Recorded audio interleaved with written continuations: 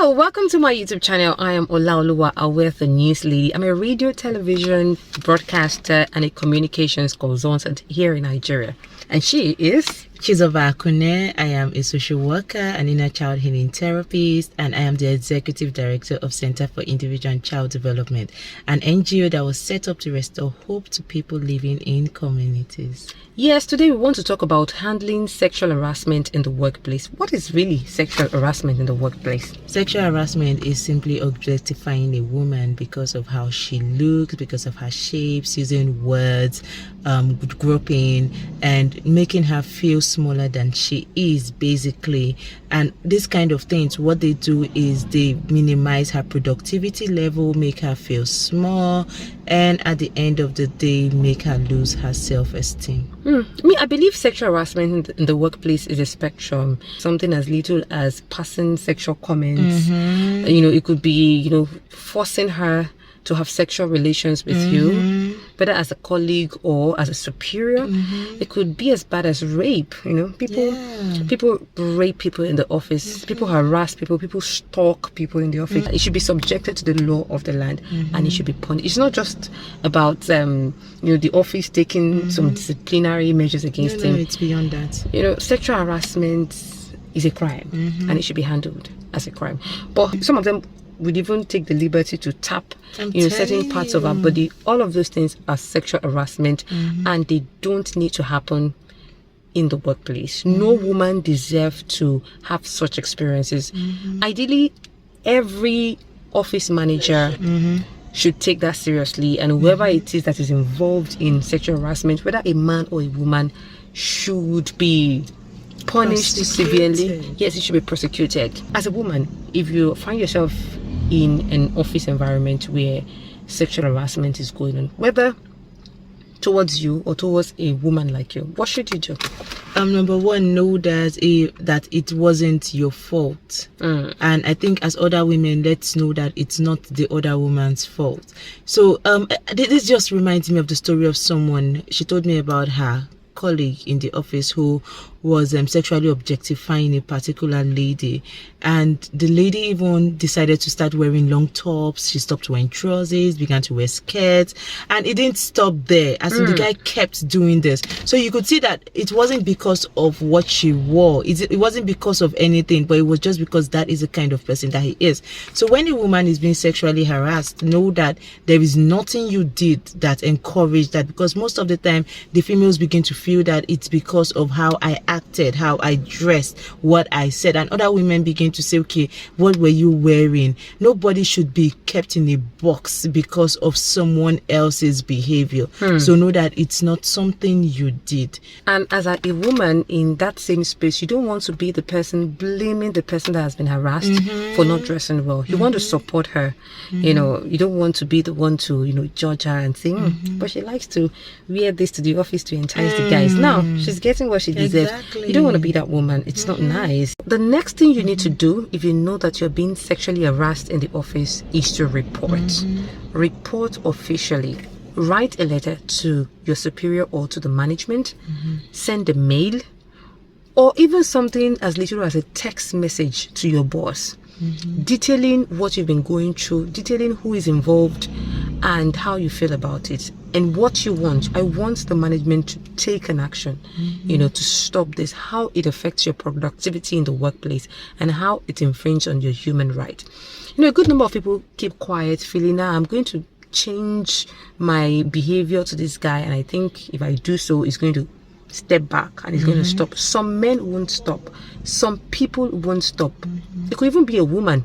The person will most likely not stop if he or she doesn't know that there's a bigger power somewhere looking at what he's doing, who is most likely going to check him eventually. So you need to do it in writing, take it official. And when you want to do that, please don't forget to record, have evidence. It's very important. One of the major challenges women face, or rape victims face when they're trying to get justice, is that they don't have evidence.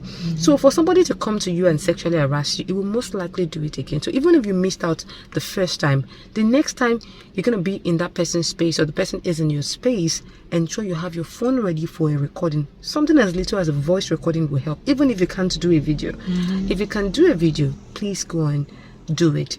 And you don't need to have, something too big, but at least something as little as a video clip where the guy or the lady can be heard harassing you, and where you are also heard warning him to stop, telling him how you feel about it, will go a long way, to get you vindicated and get you the justice that you deserve. Very important. And number 3, I know yes, personalities differ, and a lot of people are giggling when they actually want to say no. It's important that, as she has said, you speak up and say no. No means no. And then also, let's try to stop managing situations and people, thinking that we can change the situation or we can change the people. It doesn't always happen that way. And what happens is, the more you suppress these emotions, thinking that you are trying to be a model staff, you're trying to change the person, what happens is that it's affecting you internally. It's affecting your self-esteem. It's affecting your creativity. It's affecting your productivity. And at the end of the day, it's going to affect the bottom line of the company. Also, it affects your self-esteem, the way you see yourself, the way you talk to yourself, the way you talk about yourself. These are the triggers from going through this kind of emotion. So it's important, as she has said, to report this kind of things. Don't just be quiet, do something, act. Chizoba, let me ask, in case you report and nothing happens, what then should you do? There are times when you have to take this kind of decisions outside, report to the police. But before you do this, please find a safe space. A safe space could be a non-judgmental ground where you could air this kind of things you're going through, and you could get counsel, and you have a support system. So when you're taking these actions, you are not on your own.